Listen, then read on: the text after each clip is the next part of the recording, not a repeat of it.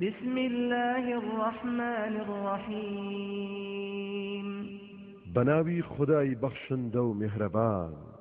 إنا أنزلناه في ليلة القدر وما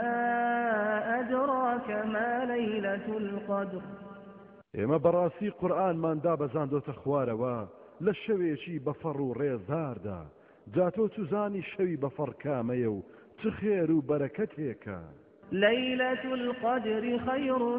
من 1000 شهر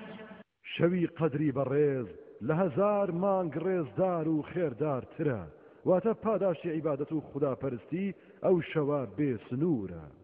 تنزل الملائكة والروح فيها بإذن ربهم من كل أمر لەو شەوەدا فریشتەکان کە جبرەئیلیشیان لەگەڵدایە دادەبەزن لەسەر ڕوخسەت و مۆڵەتی پەروەردگاریان بە جۆرەها فرمان و کار بەتایبەت بۆ سەردانی خوداپەرستان بۆ سەردانی مزگەوتەکان بۆ گوێگرتن لە قورئان و هەتا دوای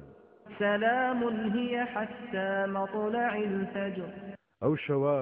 ئاسودەیی و ئاشتی و هێمنی و ڕەحمەت و میهرەبانیە هەتا کاتی بەرەبەیان